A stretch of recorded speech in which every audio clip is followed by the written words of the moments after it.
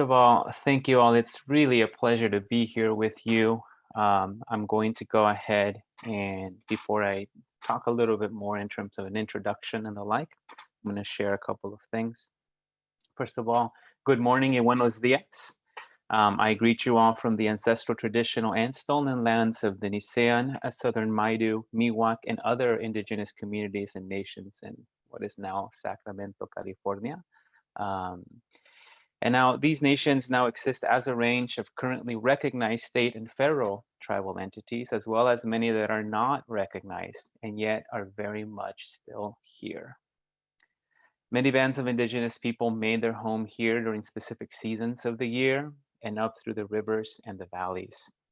We ask these First Nations and peoples of the past, present, and future for forgiveness for the genocide and displacement of families and relatives of all kinds, of culture and connection to the land and place.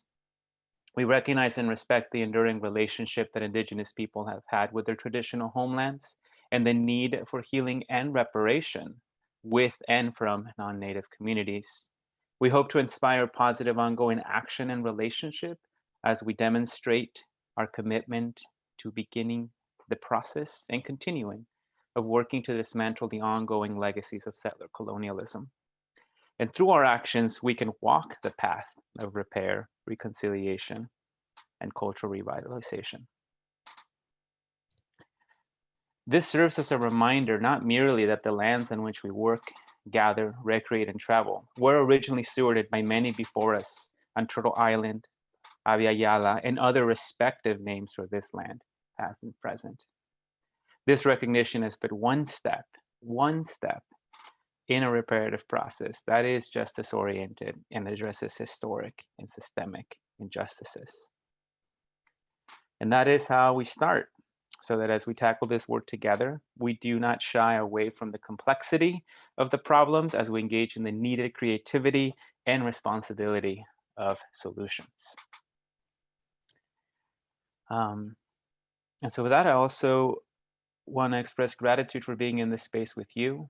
I know everybody is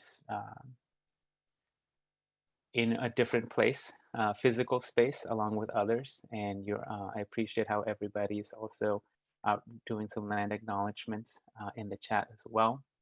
As we move through, I will do my best to keep track of comments, questions, and the like. Know that there is a formal Q&A at the end, so there'll be time for that.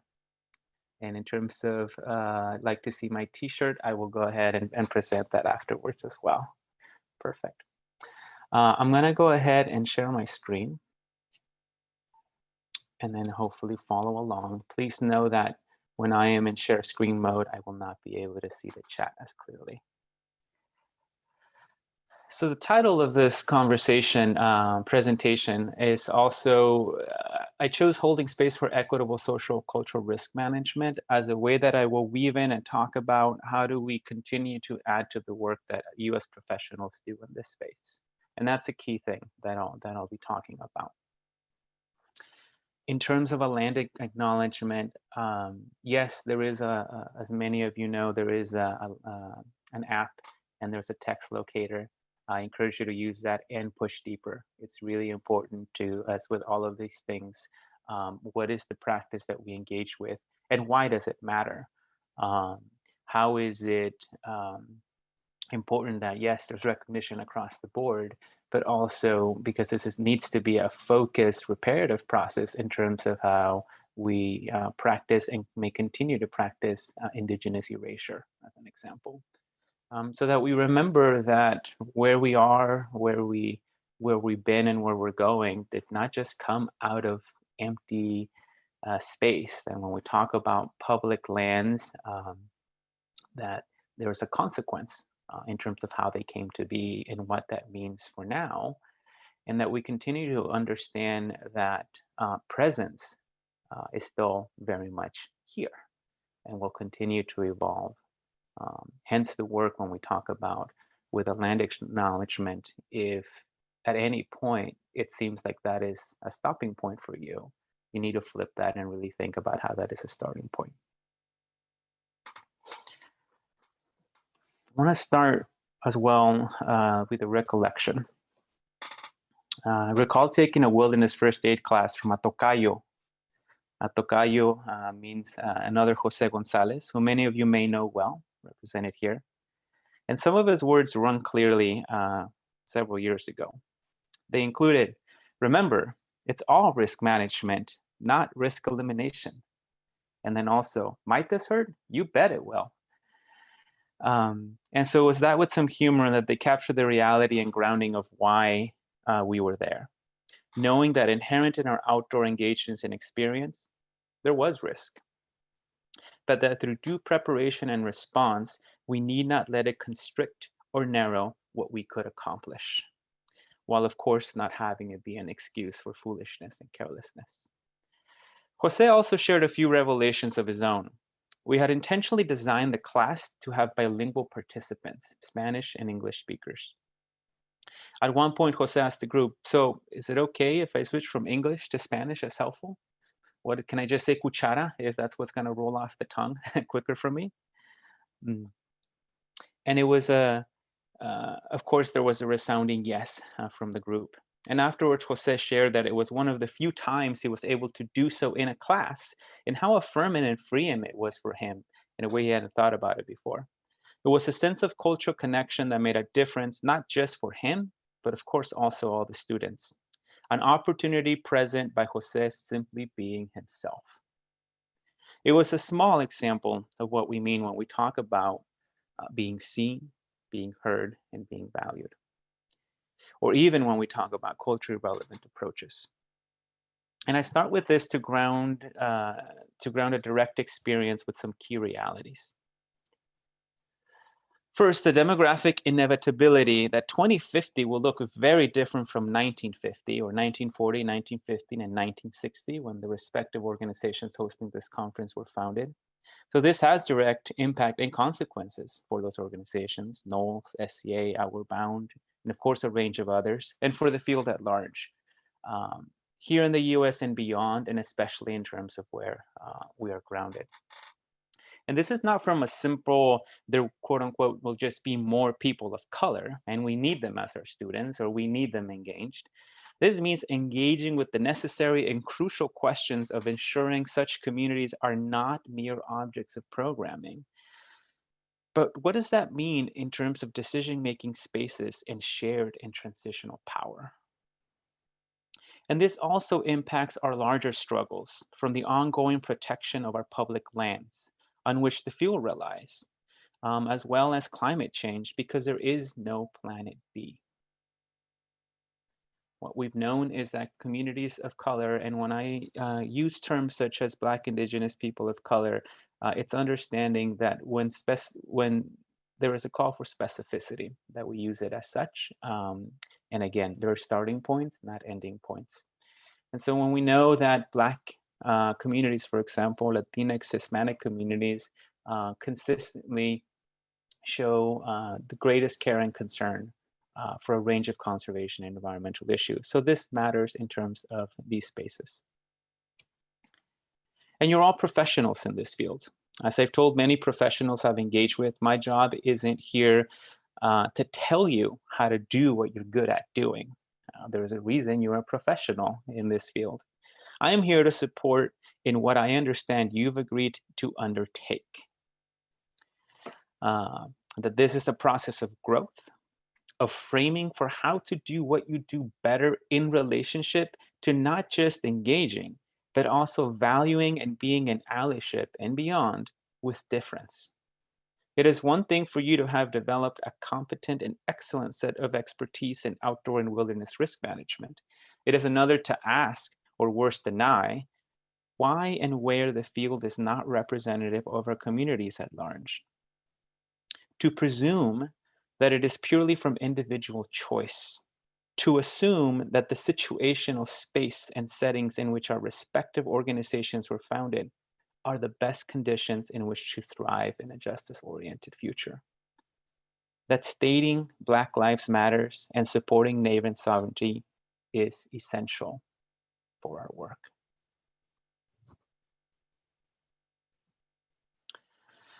Because the other realities are that much of the spaces we enjoy and on which we are reliant for our work do come from stolen lands and stolen labor. That systemic, structural, and historic oppression and exclusion were not random and happenstance.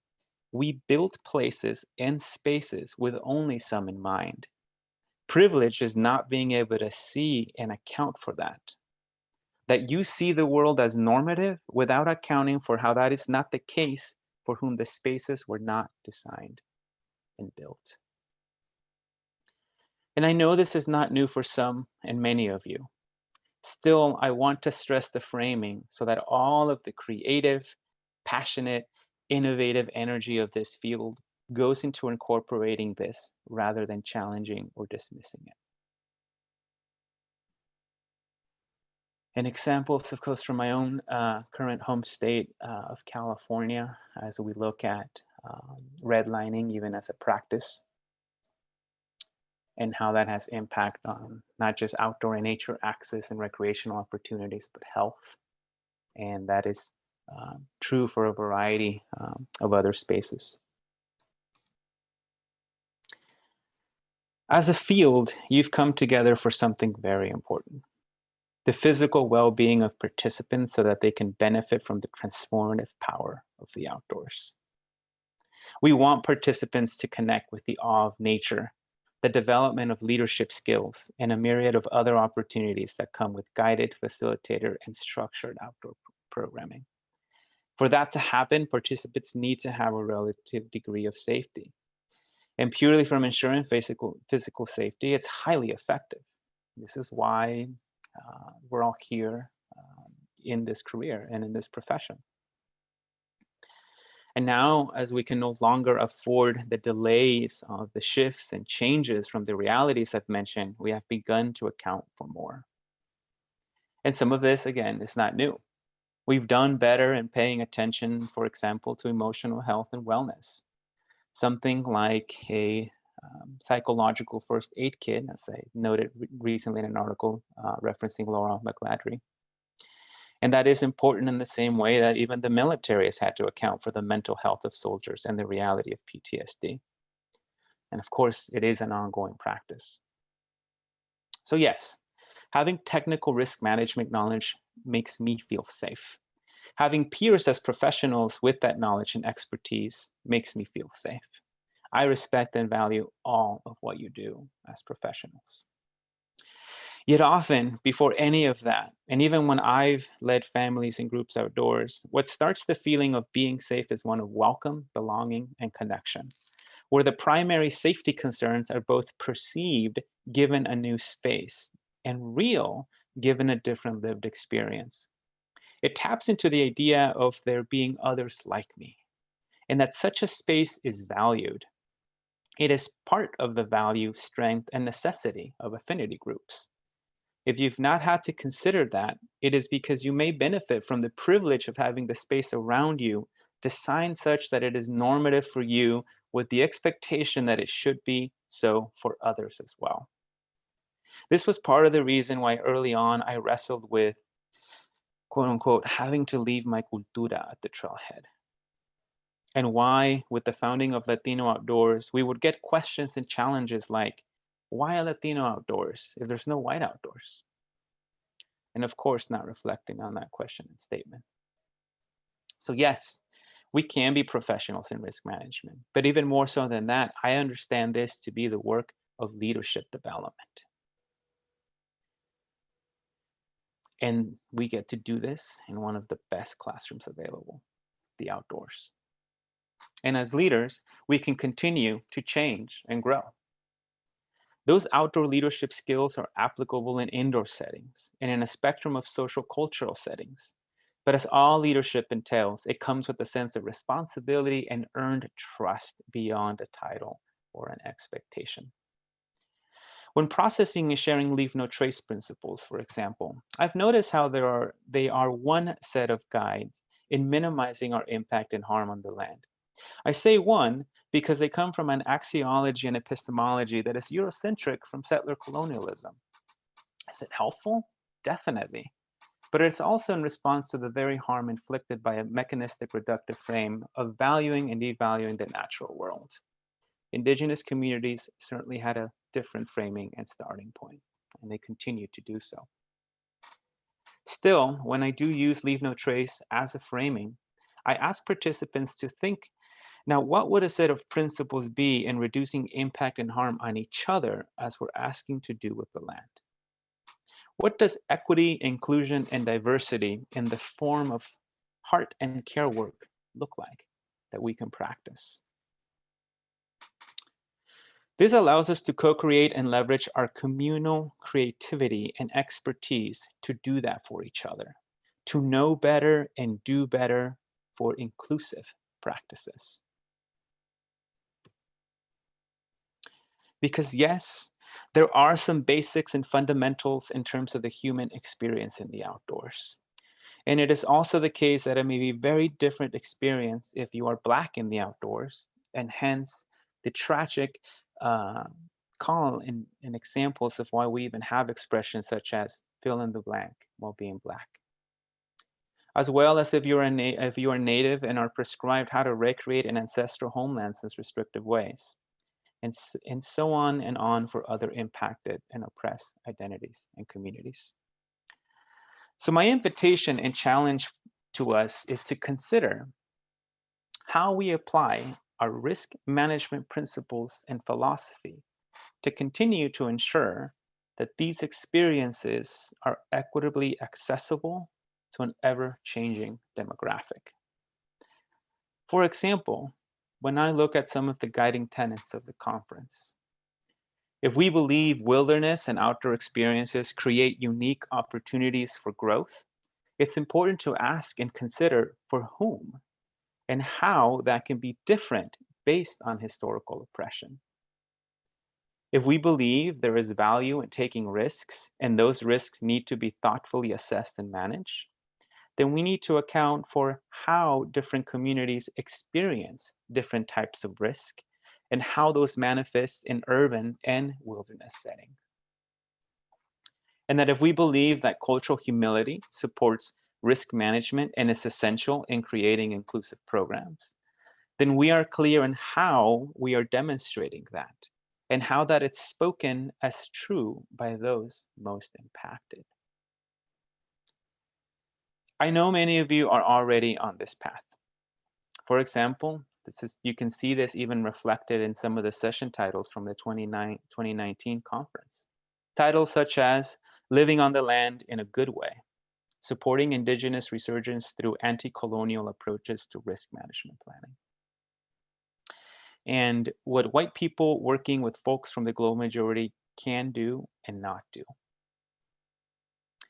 And wilderness medicine, inclusive practices for LGBTQ, transgender, and non-binary people, and more. What I want to stress is to ensure that this is not seen as tangential or supplementary by the field, but as core and essential. That if we say it, we mean it. That it supports the stated responsibility to share learning in order to promote improved practices across the industry. Otherwise, we run the risk of our work being for a diminishing few based on historical and institutional exclusion, dependent on what zip code one is born in, or other markers of generational, institutional, and racial privilege. And here is an example of a study in terms of how we think about the school to prison pipeline, or really criminalizing practices in the classroom, in this case an indoor, but I believe applicable across the field. What does this look like as educators for us to practice decriminalizing practices, which can begin to not just flip the script, but challenge and undo some of those very pipelines. And with that, this invites us to expand and shift our perspectives and framing, especially into a both and, since often we may default to an either or, as much of dominant culture stresses on us. So consider this as an example. They are the decriminalizing practices. When you see a tree, we can be trained in that human object axiology and cognitive epistemology, where we know the tree through counting and measuring, and the value lies in it being an object, and objectification. This leads to othering, and when we completely otherize, all we may see is the utility, ownership, or worse. However, suppose we approached a human multiverse axiology where value lies in balance of relations, and that it comes with responsibility to be an ecological community. A tree can still have utility, but is not reduced to purely such. How often do you think about or have practiced being in breath with the tree? This can help you open up to understand to a statement such as, "You say that I use the land," and I reply, "Yes, it is true." But it is not the first truth. The first truth is that I love the land. I see that it is beautiful. I delight in it. I am alive in it, as stated by Kiowa native author and Scott Momaday. For any who are relatively new on this journey, and trust me, we all have work to do, fragility can set in, which is a set of defensive reactions triggered by an examination of our power and privilege that can feel accusatory, right? Not me. Somehow we end up being the exception. And so to me, this is an invitation to frame that discomfort as an opportunity for learning and growth, rather than withdrawing or harmfully challenging, because we all have a role to play. As a quote attributed to Inuk Native activist Beatrice Hunter directly states, "Hey, dear white people, no one is asking you to apologize for your ancestors. We are calling on you to dismantle the systems of oppression that they built, that you maintain and benefit from." To which I would add, because a future of collective liberation is possible, and not just through Pollyannish aspiration, but through hard work and practical application of hope. So if you're committed to this, we need all of you. And for engaging in this discomfort, I offer some questions of considerations that may help. Questions that I practice myself as we lean into the practice of discomfort. When you are out in the outdoors, in the wilderness, when you're trekking through multi-day expeditions, you're putting your body in a physical state of discomfort. You may feel it, but as with all physical training, it serves a purpose of growth, done well, with the proper risk management, of course. And so knowing that that type of discomfort at the social, emotional, and social cultural level, supported well, with proper applications of support and guidance, the level of risk management, allows us to be stronger, to be better in this space. And so these are some of these exercises. To be able to ask, why does this unsettle me? What does it mean for me if this is true? How can my unease help reveal the unexamined?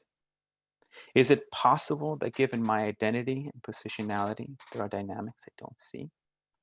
How does this lens change my understanding? Being able to adapt these questions based on the work and practice that we're doing.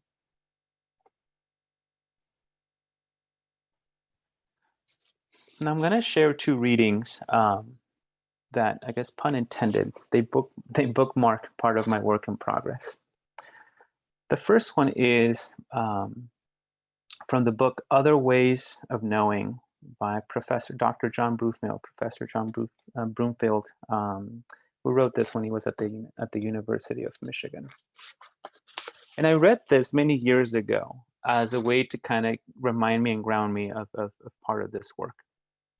And here's a brief paragraph. Whole education must encourage diversity For with diversity, our organic communities have alternative ways to grow. The price of diversity is periodic disagreement and contention. We should not be afraid of contention at the level of face-to-face interaction. It is yeast to the social dough.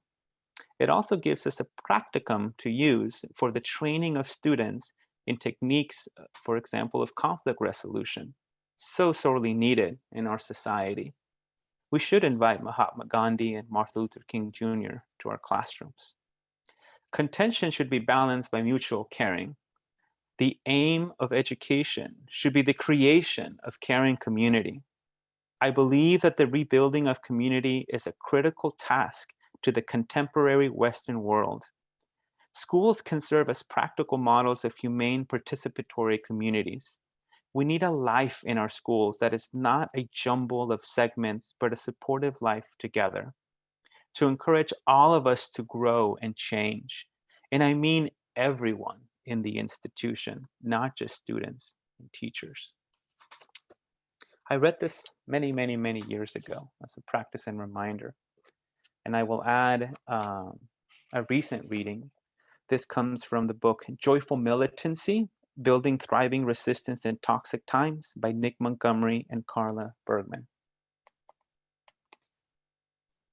We can't all be friends, and some forms of life will never be compatible. This is the ethical basis of the logic of affinity as well.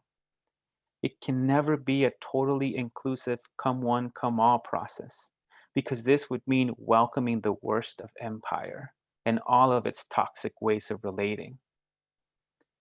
Some differences might mean that people cannot work together. Maybe. Differences might also signal potential for practices, orientations, and priorities that are resonant and complementary without becoming the same. Differences might then become starting points for new complicities and the growth of shared power. If relationships are what compose the world and what shape our desires, values, and capacities, then freedom is the capacity to participate more actively in this process of composition. Friendship and resistance are interconnected. When we are supported, we are more willing to confront that which threatens to destroy our worlds. Friendship and affinity are not things, but processes and open questions, which produce partial responses, further questions, flashes of certainty and confidence, but never definitive answers. The potential of this group to me is astounding, excuse me. You are here because you can positively impact lives and you care about the participant experience. You came together and created this space. Such is the power of creation. I believe in such capacity. There is so much expertise already in this group. And this is the opportunity before us, and one I believe we are well poised to succeed in. So make it so. And with that, I will stop, say thank you, and we will transition to a Q&A.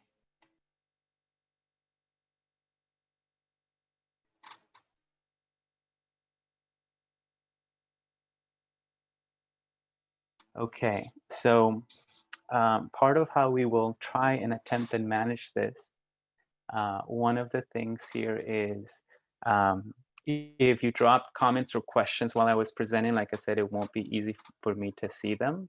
So we have allotted 20-ish plus or more minutes that we can afford for questions, and then drop them into the chat.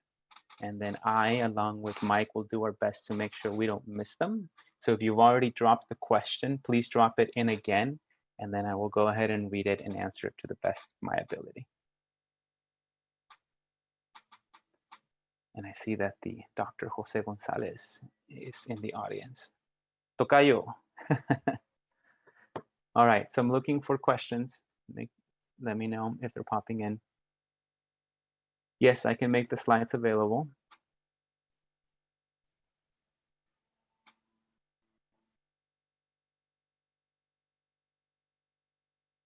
see one in the Q&A. Question from says, Jose, what are you reading these days and why?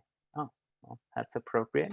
I can share a couple of the books that I'm reading at the moment. Two of them I've already mentioned, Joyful Militancy, and I can send these as a link, I can send this as a list as well to the committee, and then to find a way to get them to you. The other one is, I continue to read this, which is Other Ways of Knowing by John Broomfield. A couple of others, let me snag them here real quickly.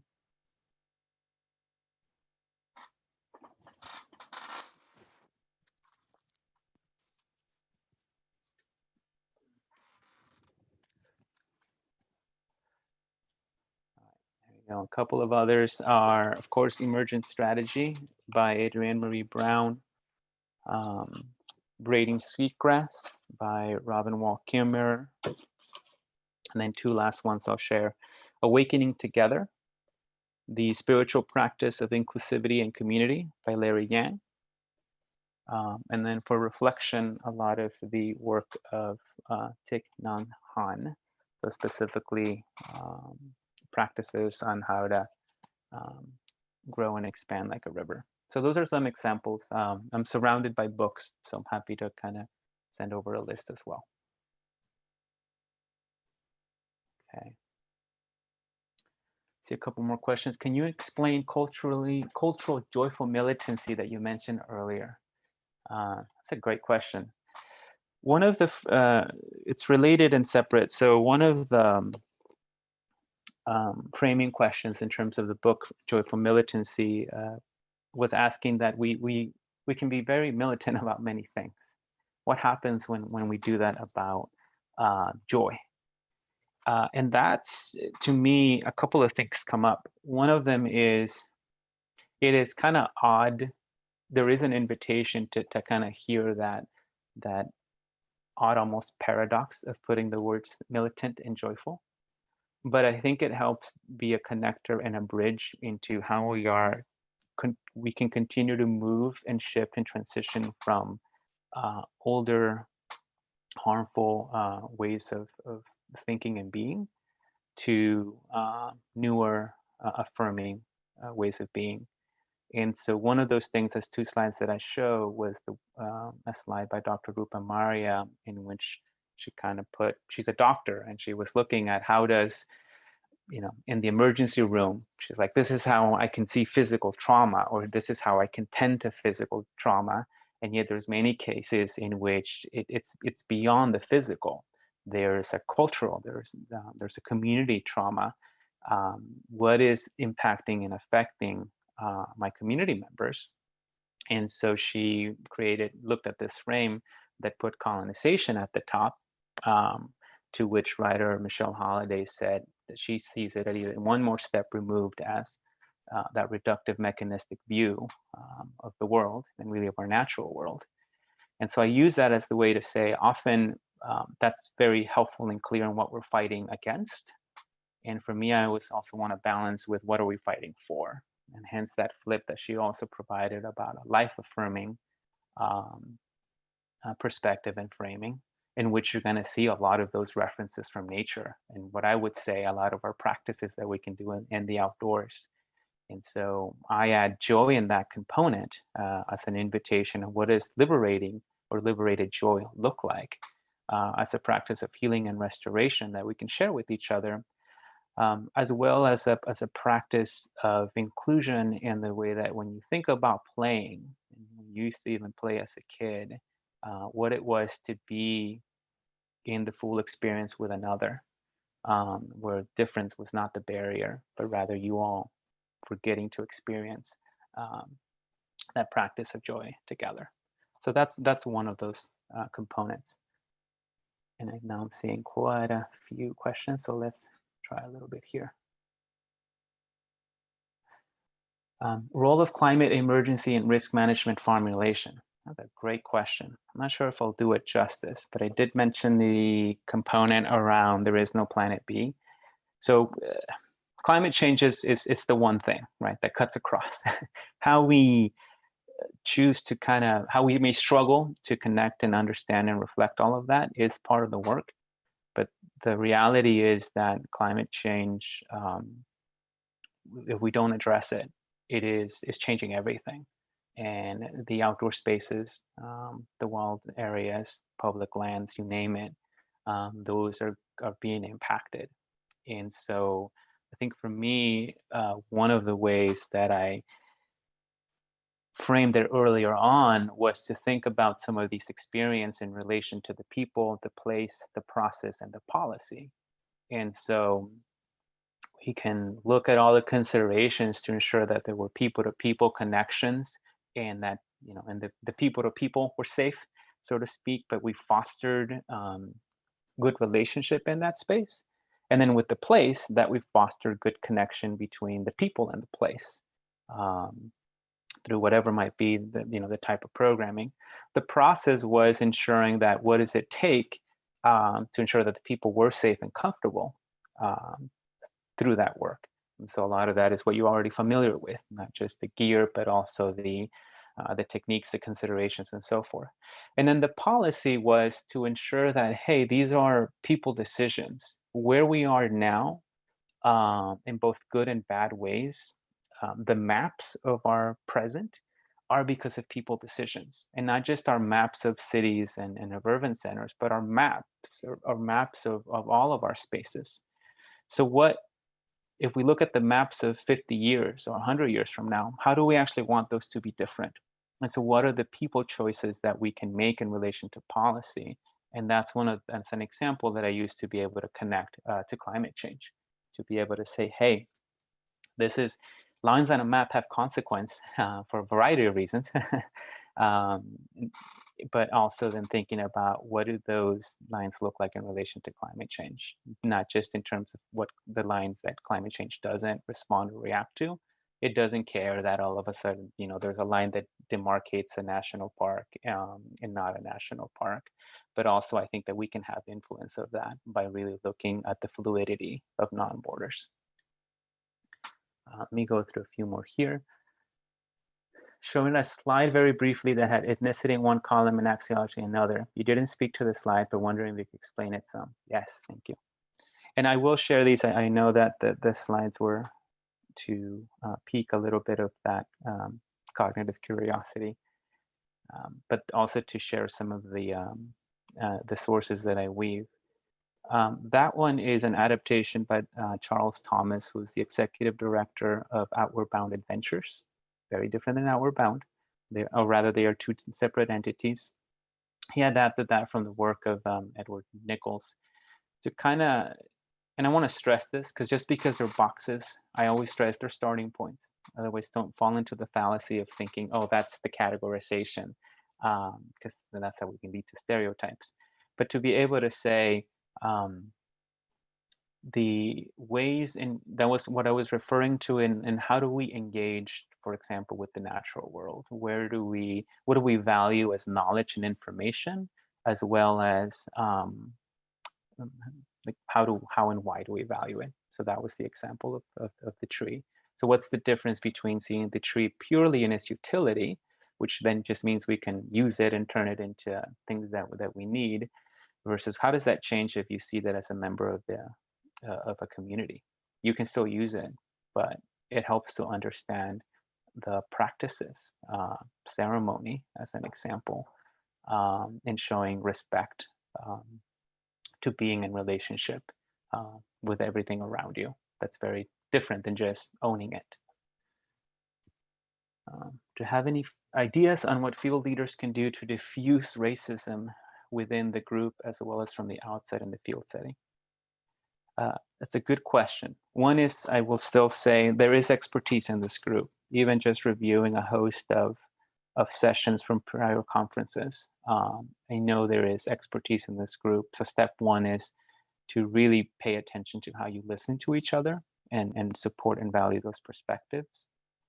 Racism is critical because even when we talk about like diversity, equity, inclusion, and justice, racism is one of the isms. That is it's important to bring that specificity and focus. So when we talk about like Black and Indigenous, they are related and yet different struggles. They are connected, and why I have, for example, my shirt. People had asked. It says, the first two lines are protect Black joy and respect Native sovereignty. It's not because, yes, we should respect everybody's joy in the sense that we can all, respect Black joy, brown joy, and so forth. But that's not the point. The point is to be able to say, how does the system focus on oppressing and suppressing Black joy, right? And we see that consistently. And what happens when we don't highlight that, or when we consistently highlight Black distress and Black fear and so forth, it can begin to narrow and shift in the same way that with Native sovereignty and presence, we historicize in the way as if, no longer here. And the practice of supporting Native sovereignty is part of that restoration. So it's an example of that. It's a way to focus without it being either or. And so I'll quickly close on that one around racism. That's what's important. If you say you're going to do anti-racism work, then it's anti-racism work. Don't confuse it by saying it's just pro-diversity work, or just to be able to say it's social justice work. It's a yes and.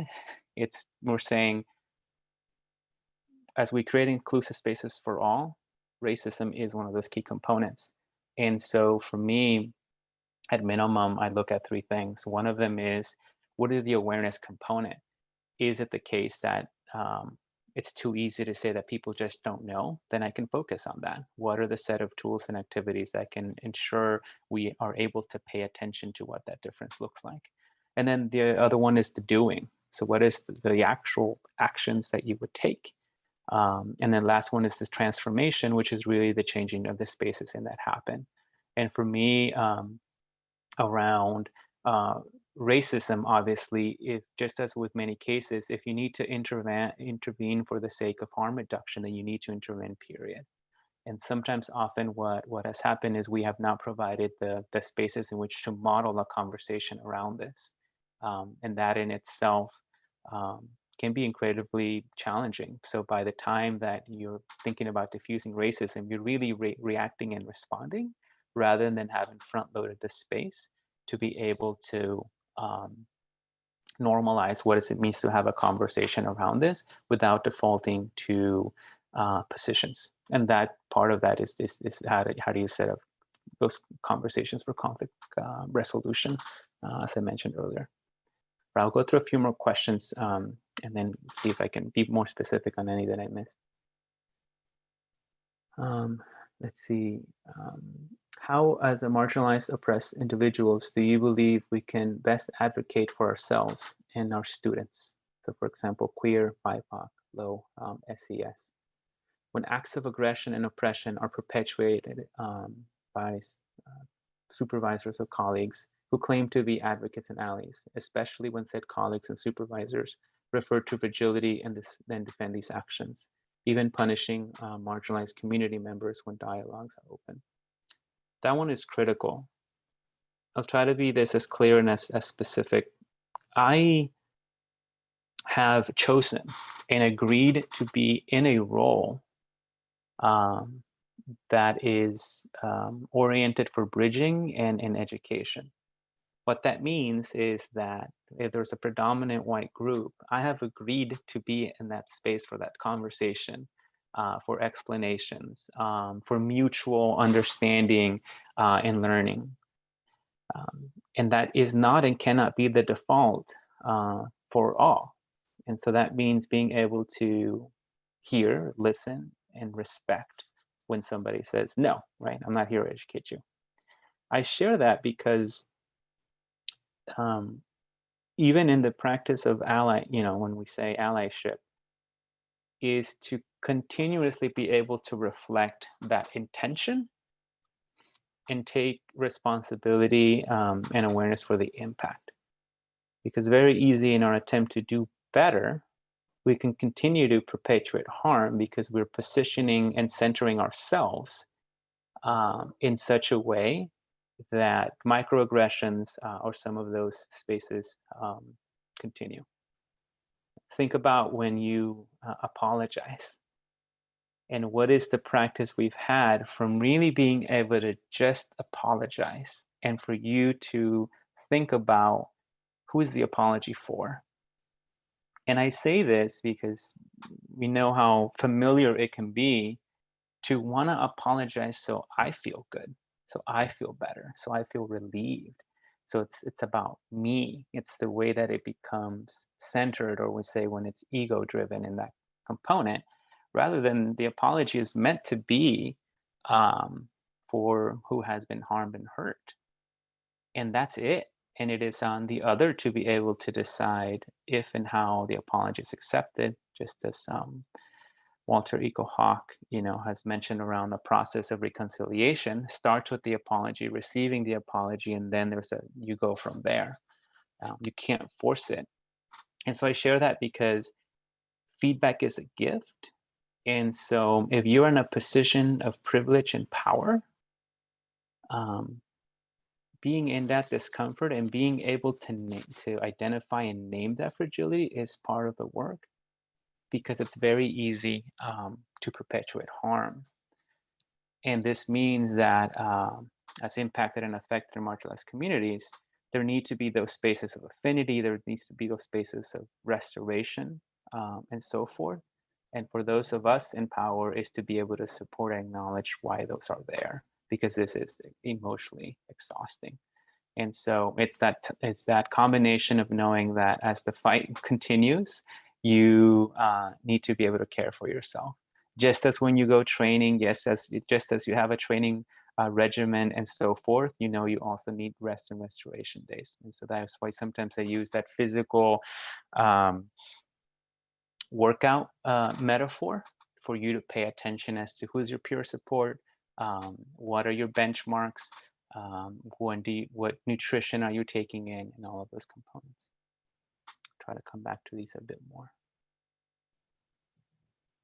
Okay. Traditional risk management is often focused on protecting the organization at the expense of being inclusive. For example, medical screening or requiring participants to bring expensive medications or equipment in order to participate. What's your advice for organizations that want to break outside of these traditional risk management strategies and align more effectively with their inclusion goal? That is a great question. Now, this is where we front load the I'm not a lawyer and medical professional and so forth, right? I say that with some humor and irony. But I'm getting at that is to be able to say yes and, right? Part of what makes this critical, why we're in this profession, is to be able to say, we don't want to put participants at risk or at unnecessary or careless risk, and the organization in itself needs to account for that. And so when we accounted this in education, we would often say, well, who's the school for? If it's for the students, how do we use that to guide our practices, versus if the school is for the administrators and teachers, that can shape some of those decisions differently. In addition, when we first founded Latino Outdoors, and the first cohort of leaders says, we want to do participant experiences, I was like, oh no. Do you understand the level of responsibility and risk management now we have to account for? We are responsible for participants for whom it might be their first time outdoors, ensuring that we don't affirm for them that this is bad. So how do we do that? And I would say one of two things. As teachers, one of the thing was to say, what does it mean to release control? And that doesn't mean just be careless about it. But with classroom management, the more tightly that we were thinking about being able to control student behaviors, the harder and ultimately self-defeating that it could be, versus what many of you know is being able to empower the agency of students is what ultimately allowed that to be better. And in my first year of teaching, I learned that the hard way by one time skipping my structure group role work. And that made it incredibly difficult. But when I focused on that and had students be able to be in control of their own actions and responsibilities, and for us to be working together on an issue rather than against each other was critical. So I put that in the sense that, this isn't to say don't protect the organization, because we know that if that's careless, then the organization ceases to exist. I think is to be able to ask at minimum those two questions, right? Who is in service of what? Who is this meant to benefit? And then what are the spaces in which we can innovate and really be able to, um, as we often say, how often do we provide safe spaces in which to fail as a way to be able to support some of that resiliency? Have you had an opportunity to address white fragility in a diverse group in the field? Wondering how to set up expedition behavior to create the safety for all so there can be honest, truth-building conversation. Yes, and I say that in part of the strength and value of affinity groups is to be able to show that such groups can have the space in which to breathe, as well as be able to process our own respective stuff. This is what I say as the intra and inter community building. How do we support the space amongst ourselves so that we can also be in relationship to the others? And that's important because even as I may experience, I have my host of examples in which I'm otherized, um, as well as I come with the privilege based on gender. And so I've often described that my heritage is one of colonizer and colonized. And so that's important because it's a way to ensure, how do I ensure that within my community we don't perpetuate anti-Blackness? How do we ensure that we are attentive to gender equity and equality and so forth? And so for me, that's why the fragility, it is important to acknowledge when we talk about a dominant culture in terms of a white fragility. Yes, and because then there can be components of male fragility that are applicable across the board, or heteronormative fragility and so forth. And so for me, I found that when we create those spaces of being able to move together with tension, we're allowed to breathe better because now we see ourselves as collected, mutual and supportive learners rather than adversaries, or at worst being incredibly afraid and cautious to talk about anything, and that doesn't make things go away. So I think about that as implicit cognitive bias and fragility, as in the same way that in schools we've taught learners how your brain changes as you learn, and so how that's applicable across the board. Um, I've seen more opportunities to discuss dismantling dismantling racist institutions and racially divided affinity groups. I see a lot of the benefits, but also some of the risk of this. Can you speak to your opinion? Let me see if I understood this question. I see a lot of the benefits, but also some of the risk of this. Dismantling racist institutions and racially divided affinity groups. Yeah, I'll briefly say on this that, there is no easy path. In another speech, I was talking about how we can romanticize transformation. And we might use the example of the butterfly. And for me, as some of you in the field know, the butterfly, it is amazing how it goes from a caterpillar to a butterfly. And yet that is quite the process. It's liquefaction. And so I was using as this thing to be able to say that some things may not continue, and yet nothing has to be wasted. And within the butterfly, blanking out the ideal, imaginal cells, but those retain some of that core of why to exist. So for me, it goes to the danger of being overly simplistic in either or. It's either good or bad, it's either racist or not, and be able to say how we hold a space for complexity, for perpendicular emotions, and to be able to say how do we, as one of the books here says, how do we break together rather than break apart, so we're able to move with that. I'm getting a lot more questions, so this is good, and we have thankfully, I think we might be able to go through most of them because we have 5, 6 more minutes. Let's see. One of the organizations I volunteer with is struggling with how to educate their past members, mostly older white people, at the same time as they become more inclusive. This is sometimes an issue on outings, how to create a welcoming, inclusive environment in a group of old white people. Suggestions: ask more questions or assign readings before the week-long camping trips. Yes, and one, if you know, it's great to have an idea of where the respective thoughts of your group is. I also know that sometimes you don't know until they arrive. So what I've done with that is be able to, at minimum, think two things, right? Think of an outcome that you would like to have. And then, as you may do with backwards plannings, what can help you get there? As long as with you being able to say, these are things I may not know. Some of that you model in terms of your own components about learning and growing. I do that often to be able to say, this is how I've kind of navigated and moved in this space. I've used orienting and kind of wayfinding. So using a map and say, we want to go from here to there. What does the landscape tell us about the safe and best ways to get there? How do we read this landscape? What are things that are going to be helpful for us to navigate this landscape? Because often we say, just be not racist, as if we're telling somebody, just get to the top of that mountain. And it can be clearly visible, but that doesn't mean that the journey there is that easy.